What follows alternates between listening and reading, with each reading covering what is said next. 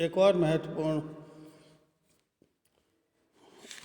न्यायालय के मामले जो कि आयकर आयुक्त बनाम जीएम दांडेकर 1952 के नाम से प्रसिद्ध है, commissioner of income tax versus GM Dandekar 1952 के संबंध में हम पढ़ेंगे। पहला, क्या फैक्ट्स थे विद्यार्थियों? इम्पॉर्टेंट चीज़ क्या है कि फैक्ट्स क्या थे, तथ्य क्या थे। जीएम दांडेकर चार्टर्ड अकाउंटेंट्स की एक firm message MK. Dandekar and company में साझेदार थे। इस फर्म की ओर से मद्रास की ए. मोहम्मद एंड कंपनी के हिसाब किताब की पुस्तकों की जांच करने तथा उसकी आयकर रिटर्न तैयार करने के लिए जीएम दांडेकर को नियुक्त किया गया। ए. मोहम्मद एंड कंपनी ने इस नियुक्ति की सूचना आयकर अधिकारी को दे दी।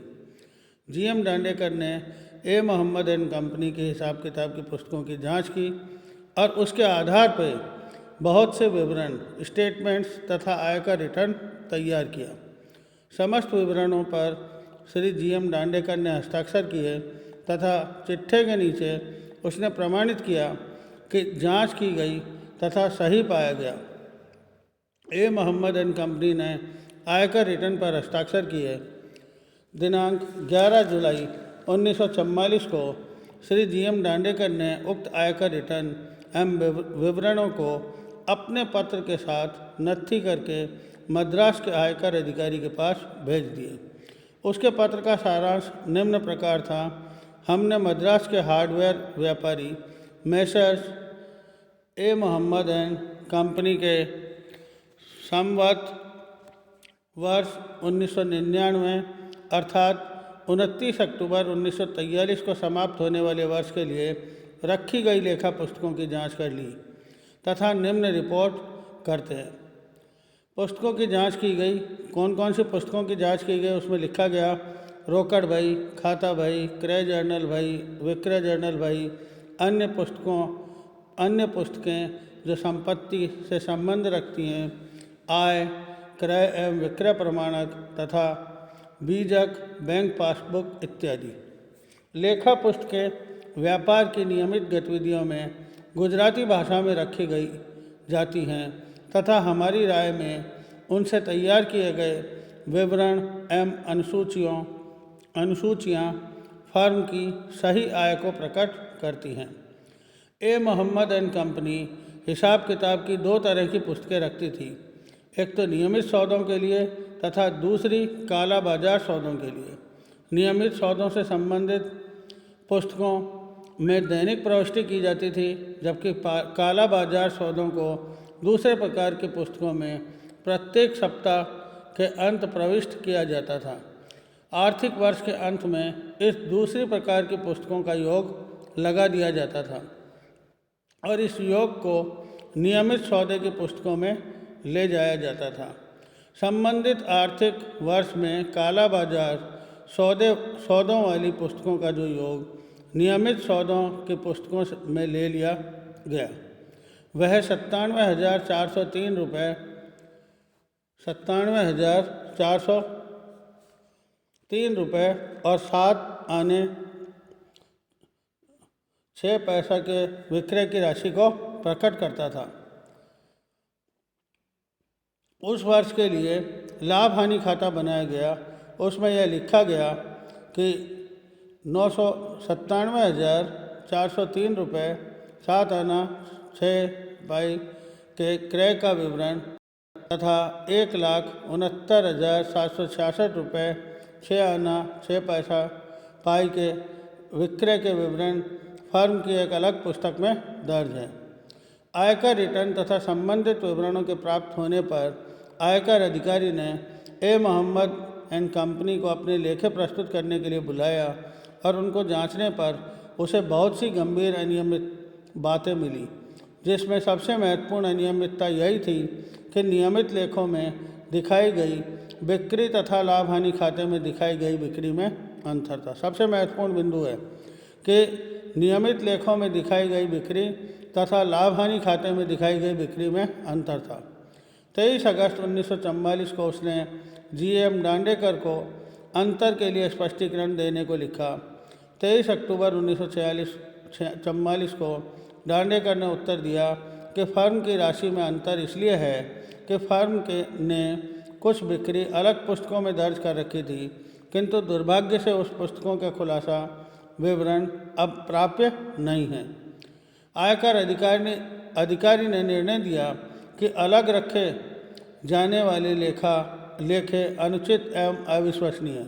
बहुत इम्पोर्टेंट बिंदु है कि आयकर अधिकारी के द्वारा निर्णय लिया गया कि अलग रखे जाने वाले लेखे अनुचित एवं अविश्वसनीय हैं। अतः उसने फर्म के काला बाजार सौदों पर कमाए गए लाभों को अनुमान से 3,50,000 पर आंक दिया और उसी के अनुसार आयकर निर्धारित कर दिया। 30 जुलाई 1947 को उसके निर्णय की पुष्टि कर दी। जब चार्टर्ड अकाउंटेंट्स एक्ट 1949 लागू हुआ तथा चार्टर्ड अकाउंटेंट संस्थान की स्थापना हुई तो 6 मार्च 1951 को मद्रास आयुक्त ने उपर्युक्त तथ्यों के आधार पर चार्टर्ड अकाउंटेंट संस्थान से जीएम दांडेकर के विरुद्ध शिकायत की। आयकर आयुक्त की शिकायत थी कि दांडेकर ने अपने कर्तव्य पालन में गंभीर लापरवाही की है, अतः उसके चार्टर्ड अकाउंटेंट्स एक्ट की धारा 21 के अंतर्गत अनुशासन भंग की कार्रवाई की जाए तथा उक्त एक्ट की अनुसूची की धारा 2 के अनुसार उसका नाम चार्टर्ड अकाउंटेंट संस्थान की सदस्यता से हटा दिया जाए। इस शिकायत को सूचना दांडेकर को भी दी गई। सूचना के उत्तर में उसने तर्क दिया कि आयकर रिटर्न तथा अन्य विवरण उन पुस्तकों के आधार पर बनाए गए थे जो कि फर्म द्वारा उसे दिखाई गई थी। उसने हमेशा ए मोहम्मद एंड कंपनी के प्रति रूप में कार्य किया है और उसकी कोई व्यक्तिगत जिम्मेवारी नहीं है, अतः वह लापरवाही का दोषी नहीं है। चार्टर्ड अकाउंटेंट संस्थान की अनुशासन समिति द्वारा मामले की जांच की गई तथा उक्त समिति ने जीएम दांडेकर को लापरवाही का दोषी पाया और चार्टर्ड अकाउंटेंट्स एक्ट की अनुसूची धारा 9 के अंतर्गत उक्त मामले को मद्रास राज्य के उच्च न्यायालय में सुनवाई प्रारंभ हुई। निर्णय दिया गया कि प्रतिवादी जीएम दांडेकर किसी ऐसे दुराचरण के दोषी नहीं हैं जिसके कारण वह चार्टर्ड अकाउंटेंट संस्थान का सदस्य रहने के अयोग्य हों। तो विद्यार्थियों, इस निर्णय के द्वारा चूँकि चार्टर्ड अकाउंटेंट जीएम दांडेकर ने ये तर्क दिया कि भाई उसके द्वारा पुस्तकों की ए मोहम्मद एंड कंपनी की जो पुस्तकें उनके द्वारा दिखाई गई उसकी जांच की गई है, अतः उसे चार्टर्ड अकाउंटेंट्स संस्थान की सदस्यता से निलंबित नहीं किया जाए और यही अंत में उच्च न्यायालय मद्रास के द्वारा निर्णय दिया गया। अब विद्यार्थियों, बिंदु आता है कि निर्णय के कुछ अंश ये अंग्रेजी में दे रखे हैं और ऐसी मान्यता है कि अंग्रेजी में ही आपको थोड़ा सा पढ़ना है और उसके बाद समझना है, जो कि मैं विस्तार पूर्वक समझाने की पूरी कोशिश करूँगा। The point for decision is whether on the facts mentioned in this case the respondent can be held to be guilty of gross negligence. There can be no negligence unless there is a duty cast upon the person to do a particular act and he fails to do it. It is therefore necessary to ascertain what the duties of the respondent are as the auditor of Messrs. A. Mohammed and Company. तो कहने का तात्पर्य है जो duty उनको दी गई दांडेकर साहब को, उस ड्यूटी को दांडेकर साहब के द्वारा पूरी तरह से निभाया गया, क्योंकि वो messrs A Mohammed and company के क्या थे, अंकेक्षक थे, जिनको कि आयकर की गणना करके आयकर विभाग को भेजनी थी। अतः उन्होंने अपनी ड्यूटी पूर्णतः निभाई, जो कार्य उन्हें दिया गया था, अतः उनको इस कार्य के लिए दोषी नहीं ठहराया जा सकता। Held that if the chartered accountant was auditing the accounts of a joint stock company, he is under a clear duty to probe into the transactions and report on their true character. But the question is whether there is the same duty when the auditing relates to the accounts of the individuals. In such a case, the auditor acts only for those individuals and it is his duty to act on their instructions and to audit the accounts produced by them, to perform the auditing and with due skills and diligence, and if he does that, it is difficult to see what further obligation he has in the matter and in favor of whom. The accountant is under a duty to prepare and present correct statement of the accounts of the assessee, and he should of course neither suggest nor assist in the preparation of false accounts, but he is under no duty to investigate whether the accounts prepared by the assessees are correct or not. That is the matter for the decision of the income tax tribunal. He is under no duty to the department.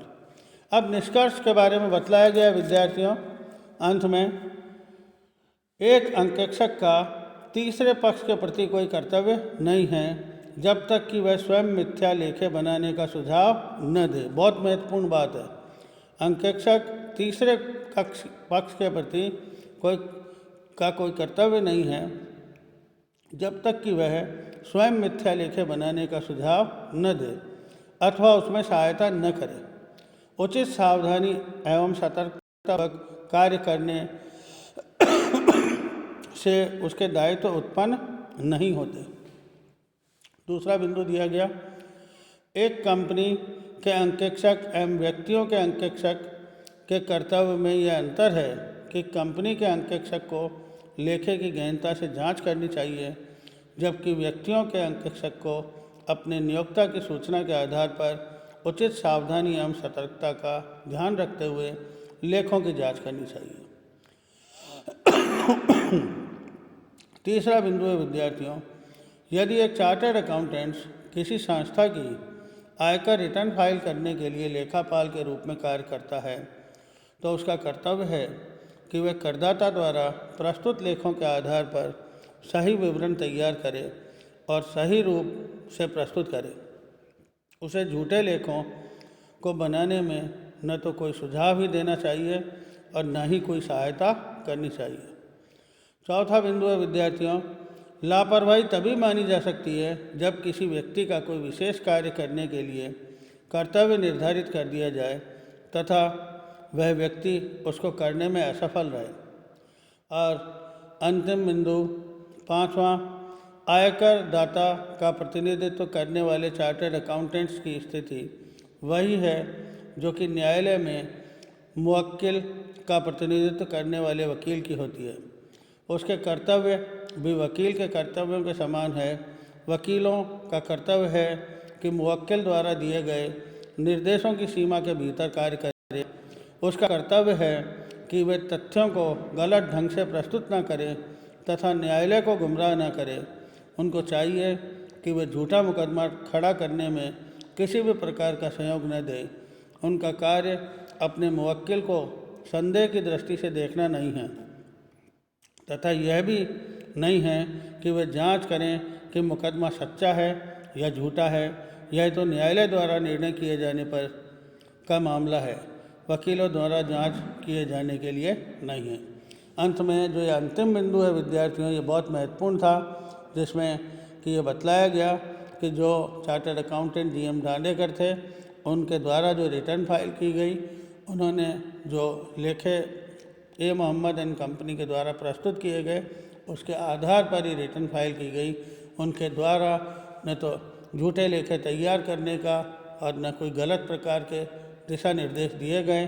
अंत में GM Dandekar को निर्दोष साबित किया गया।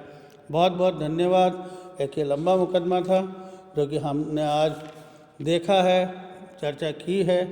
आप इसको ध्यानपूर्वक पुस्तक में पढ़ें। मैंने PDF भी भेजा है और यदि कोई समस्या हो तो मुझे अवगत कराएं। बहुत बहुत धन्यवाद।